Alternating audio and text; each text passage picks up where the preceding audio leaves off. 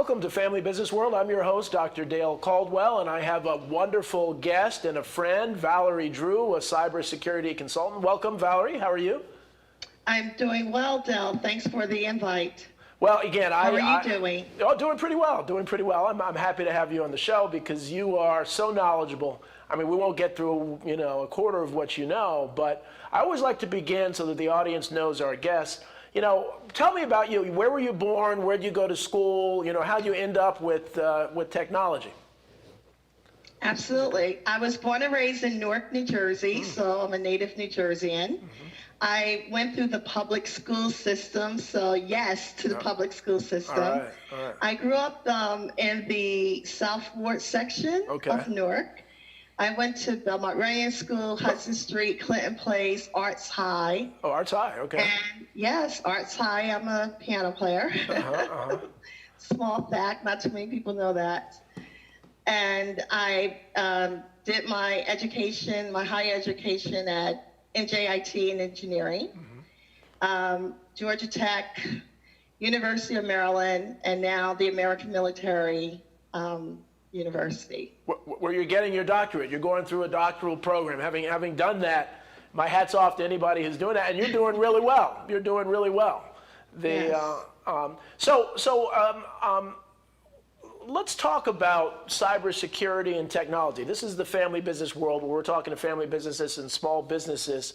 Most of them know nothing about technology other than how to turn on their computer and send emails and send documents. If you're talking to a family business group now, what are some of the first things that you would say to them about knowing technology? So the first thing is, it's not really technology as much as it is having a sound plan of security for your business. It's just as if you were to have money within your facility, you would have a safe. You wouldn't just keep money lying around. Right. You have to safeguard your assets. Your professional integrity is important. So you want to make sure that you are secured. I always start off by asking a bunch of questions. And these are very simple questions just for people to get a baseline. So I'm just going to direct my attention a little bit to my other screen. And if you're listening, get a pen and paper and write down these questions. Make sure you write down these questions. So the first question that I always ask people is, how many people share the same login ID and password on a computer? So sometimes nowadays, there are a lot of laptops and things, but there may be that one computer that you use to log into a particular account, or if you're doing some type of auditing, or if you order things, there may be one system that you use and everyone uses the same password and ID. Right. That's a definite no-no.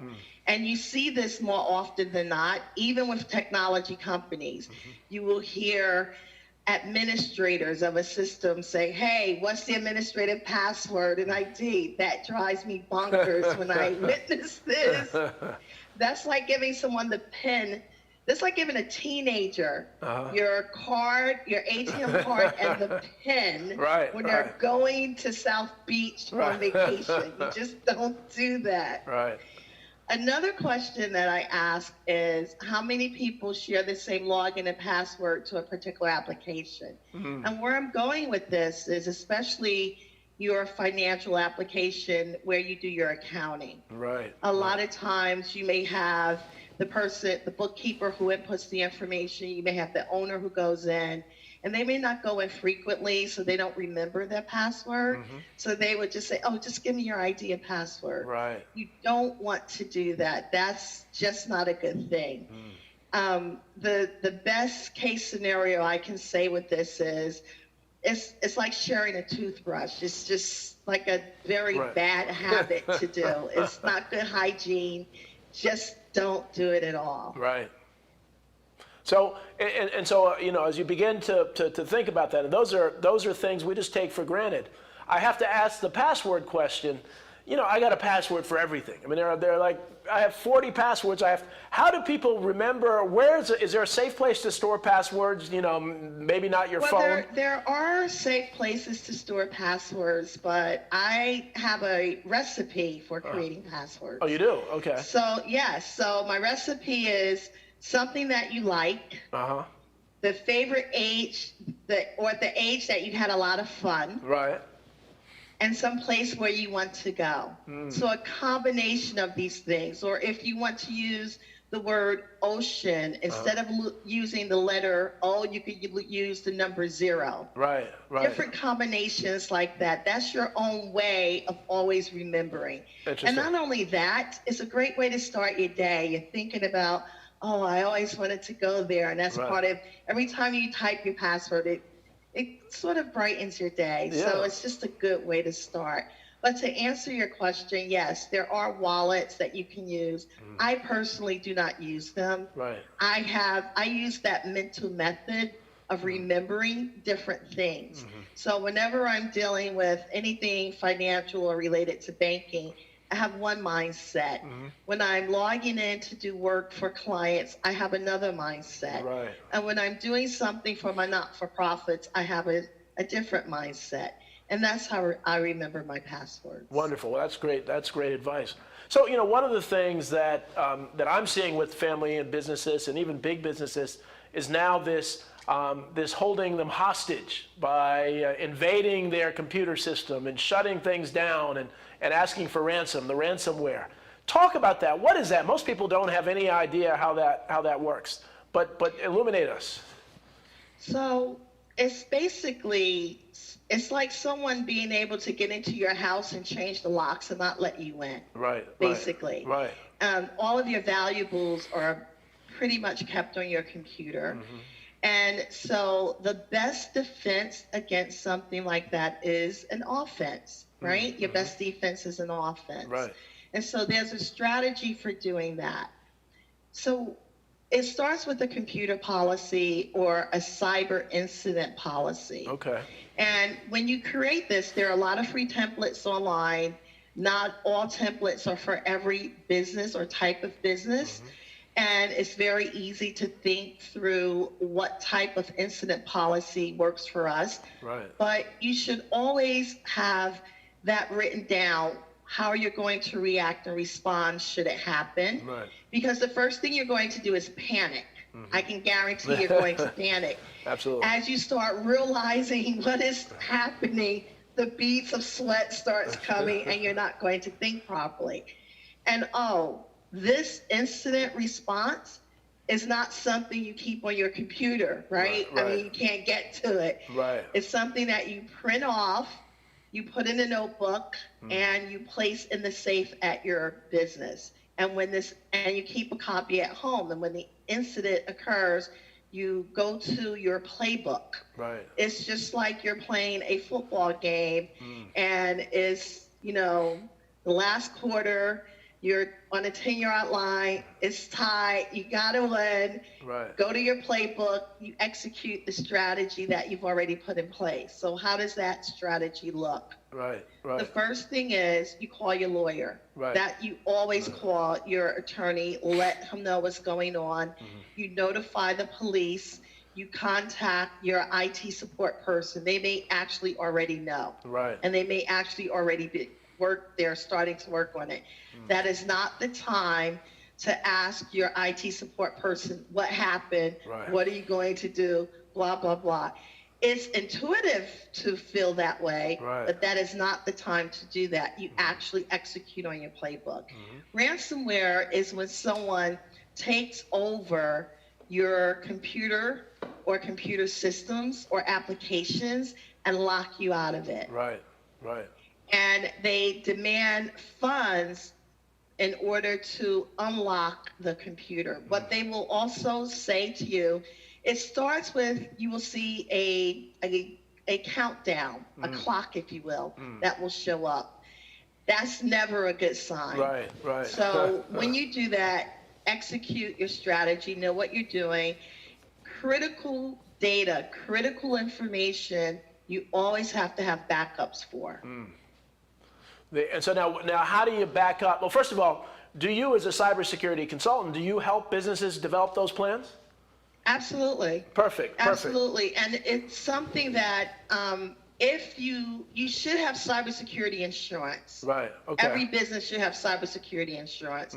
And the better insurance companies will ask for you to have a incident plan or a cybersecurity strategy. And some insurance companies may have a template, but you have to select and create the one that's right for you. The insurance company wants you to develop a template, period.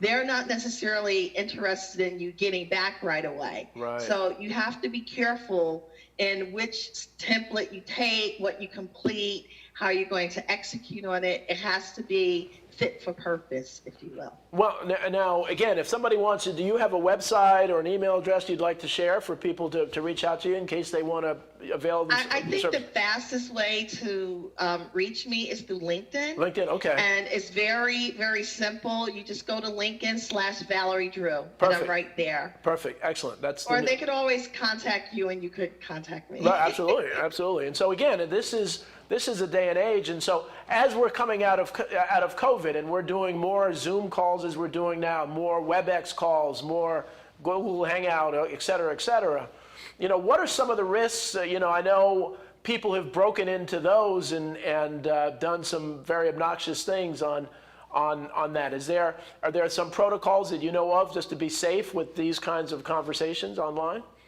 So basically I tell people you should limit your number of individuals who are going to access your meetings, right? There are ways of locking that down. You definitely want to lock that down. You don't, again, the sharing of passwords and host codes and other information like that is very key. This is a great example of not sharing that type of information. Things that companies do not do that they should do. As people leave the corporation, you need to change and lock down certain passwords and IDs. If that individual had accounts with some of your vendors, you need to make sure those accounts are closed out for that particular person. Right. Interesting. So as we look at dealing with people coming back to work, coming back into the office, going back into what used to be a normal routine. Are there some risks that get their standard risks? And I've talked about some of the things out there. Are there some things that companies should really think about as people are starting to come back in? Should they change passwords? Should they reintroduce the security protocol? One of the things that my consulting firm, we're talking about reboarding now. It's not onboarding, but reboarding, that people are coming back in. And so the cybersecurity should be part of this reboarding. Any thoughts about that? So there should always be a clear training program within your organization about best practices and good hygiene on computer usage. Every company should have a computer usage policy where all employees sign after they complete their training. And good computer usage policies are things like, I'm a big advocate of not allowing individuals to check personal emails. Now, depending upon which country you operate in, this may not be a viable option for you, because in Europe, they are allowed to check their private emails, but there are ways that you can filter through and keep that secured as well. But definitely have a strong computer usage policy. Remind individuals that cute little puppy that's free for download, or those calendars and things, may have what is referred to as a payload inside of them, where they can actually download into the company's network and environment and then wreak havoc within the organization. So you have to be careful with payloads. So let's stop there. We're going to break for a quick commercial break, and then we'll come back, and I want to talk about those cute little icons and and some other images. So we'll be back with Valerie Drew, an excellent cybersecurity consultant. Thank you. Sponsored by Dr. Jacqueline. Take charge of your life personally, financially, and professionally. Visit drjacqueline.com to book an appointment today.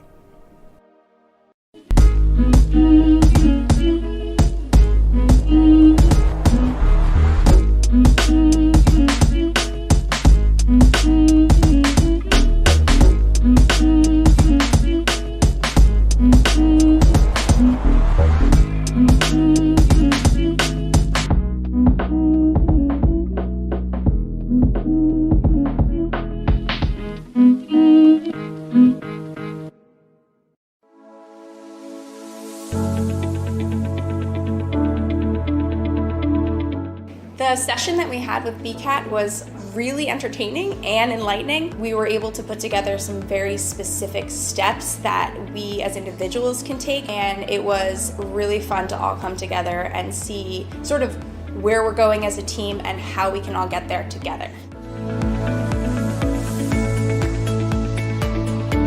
We had a tremendous experience with the BCAT partners. One of the challenges that we have as an organization is to make sure that we have the right people in the right chairs doing the right thing. To do that well, you have to have synergy. You can try to dream up ways to make sure that your group does that, or you can rely on experts. We would recommend BCAT partners to anybody who's looking to take their organization to the next level.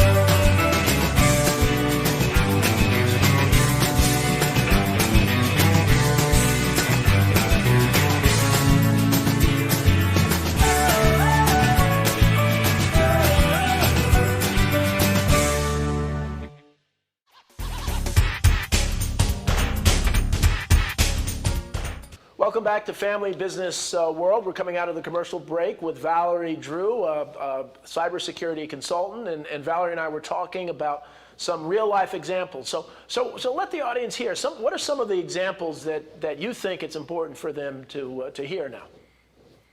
So one of the examples I think that's really important is something called phishing emails. And so phishing emails is not the phishing with the pole, but phishing through, sending emails to people.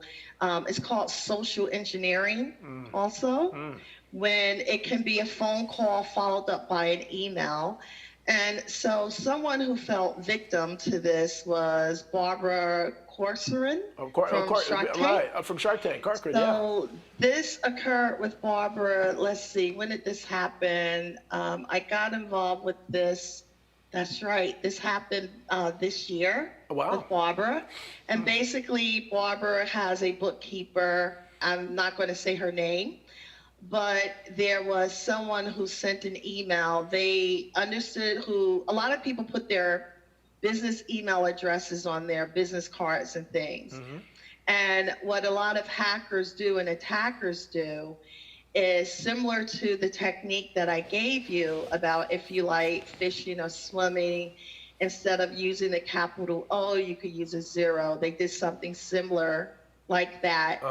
And pretending to be someone they were not, and they had a communication going between Barbara's bookkeeper and her assistant, and they were able to get $388,700 US transferred from her account. Oh my goodness! Into another account. What caught the issue was when the bookkeeper sent back an email at the end of the day saying, yes, I've done the transfer. By then it was too late. They could not get the funds back. Really? Wow. And so I'm going to talk about why they could not get that back through the bank and how that works. They actually did a wire transfer. Okay. So anytime you're sending any amount of money, I always tell everyone, even if it's a wire transfer, it starts with a conversation. Yeah. You have a conversation with the individual, and so as you know, I do a lot of work with Wall Street firms. Right. And so one of the things that I designed is I'm going to do a confirmation with you that I'm doing a transfer, and you're going to affirm the confirmation back to me. And we're going to do that verbally, especially for small businesses. Now, larger companies use applications to do this, and it works pretty well with them because they have secure connections with each other. Right. But in today's time, there's no reason, if you have a bookkeeper and this bookkeeper is sending out money to multiple places there's no reason why you should not do a conversation. It takes 5 minutes Right. to confirm the numbers. Right. And you should have that conversation. And the reason for that is because there's something called commercially responsible efforts. And what people don't realize is that FDIC insured means for the individual. Right. But from a business perspective, banks only have to prove that they did what was commercially responsible in order to protect you. Oh, They interesting. do not have to protect your business investments, your business transfers. That is your responsibility. Interesting. So I like to refer to it as the banking, technology, and policies that every company should have. Yeah. So with all of your banking practices, your banking rules, you need to have policies surrounding how you're going to do your banking. I'm also an MBA like yourself, and I typically advise that it's very important to understand what that process and what that policy is, and you do a 4-eye check. It's not just one person signing off on funds going out, but 2 people. Right. It's much less likely that you are going to get hacked with 2 different people within the organization having to sign off on it. The next thing is that will become your policy. Right. That is your process that you use, which is really important. And if you're using technology is not your brain. Right. So technology is a tool. Use your tools appropriately. Everything isn't a nail where you have to hammer it with technology. So apply it where it needs to be applied, but common sense prevails. Yeah. Well, see, this is great. This is great advice, and as you said, common sense prevails. So you can't really circumvent people completely and expect it to be safe. What you're saying is that once you get people involved, that helps to make it even more secure. Absolutely. Other examples of things that you've seen. I know you've seen a lot. We've talked about a lot. Anything else you want to share related to? So yes, I'm now directing my attention to my other screen. So currently right now I'm investigating something. There was a huge data and voice outage with a lot of the internet service providers, Verizon, so forth and so on this week. And we have not received a clear explanation as to what the outage was about. So that's an ongoing investigation by myself and a lot of other researchers that we're doing right now. But also in April, and to be more specific, the week of April 22nd of this year, SBA actually suffered a data breach. Wow, and really? This was regarding the economic injury disaster loan portal. The IDLE, What the actual data breach is that if you're putting in your loan application at the SBA and you hit the back button, I'm gonna get a little technical. So you have something called caching. You know how you can go forward or you can go back and see your information? Yeah. Well, here what occurred is that if you were to hit the back button, you could actually view the screen of another applicant. Oh, really? Oh, wow. Wow. Yes, so you can literally see what they were putting in. So about 8,000 small businesses were compromised with this particular information. There should have been, if you contact the SBA, they will help you, with seeing if any of your information has been used, making sure your information is locked down. But it's always important that whenever you're doing anything online or you're dealing with someone online, I tell people go in very early or very late. Don't go in doing, high peak time, like the 9 to 5, that's when everyone's on. It's not good to go during those times anyway, because there's usually it's slower. There's a lot of people on it. But if you go early in the morning, you tend to zip through, you get to know what it's about, and it just makes everything a lot faster.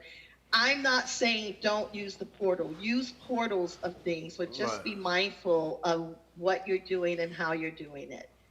Well, one of the things that was very, very clear is that, government doesn't move quickly. And so they turn these programs around so quickly. And the IT, I know in New Jersey and other places, the IT wasn't up to snuff. Even I mentioned in my show that even the Secretary of Treasury said, oh, well, this PPL, you'll be able to get your money in a day.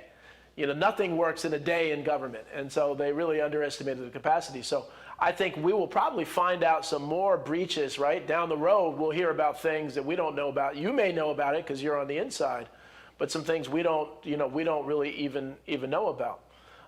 So again, what about the home? Everybody's using their home Wi-Fi, for calls and Zoom and WebEx and so on. Is there anything we should be scared about using our home Wi-Fi?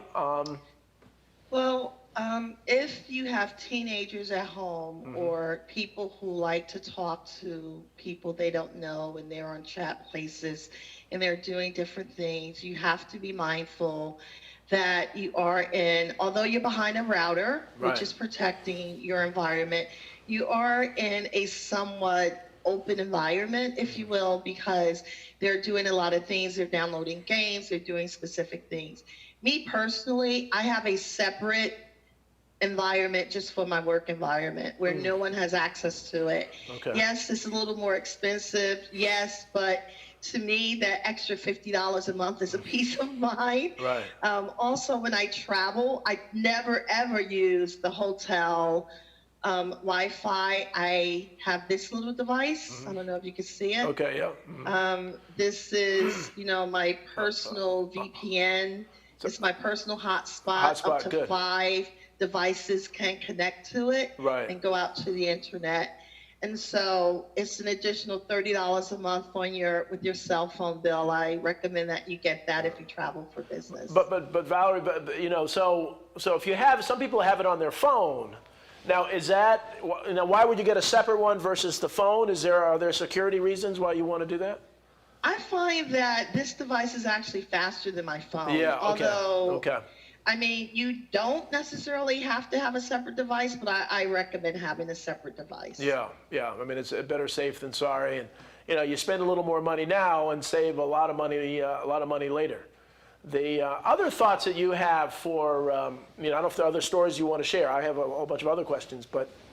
There are a bunch of stories. I'm going to defer some of those stories. What I do want to share again, and what I do want to reiterate, is that it is so important to have a solid computer policy for your company, and also to have an incident response plan. It's just your playbook. Right. Any critical data, you have to make sure you have backups, and try, at least, no matter how small your business is, you don't realize how critical that one file or that one contract is until it's behind a wall with the clocks ticking down on it.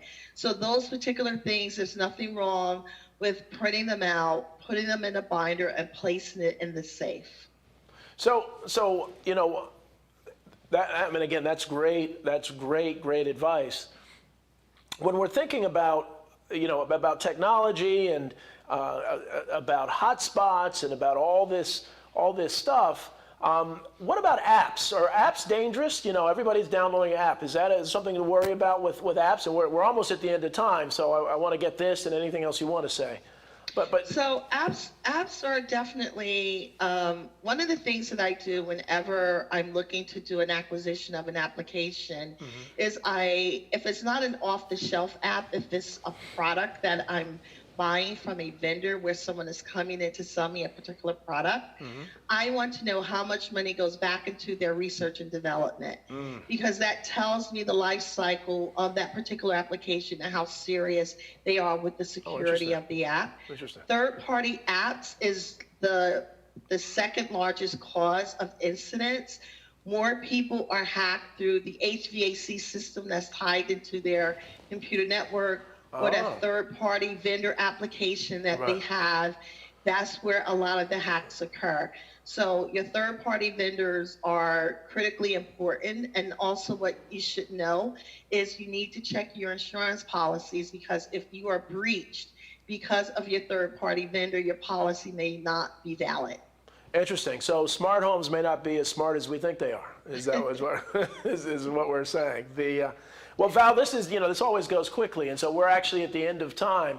I don't know if there's a final word you want to say, but this has been incredibly informative. and you've had some great stuff to share. Any final word before we go? Yes, I would like for everyone to make sure that they check the last time their computer did a virus scan and update, and also check to see if there was anything within that virus scan. It's very easy to check. It happens all the time. And then it asks you if you want to report. Take a look at it. If you don't know what it means, ask your technology support person. Have a computer policy in place today. If you do not have one, they're very easy to write. There are a lot of templates out there to use. Definitely create your incident response template and get cybersecurity insurance. One last thought. 45% of small businesses have experienced some type of computer breach in 2019, and the number is growing. Yep.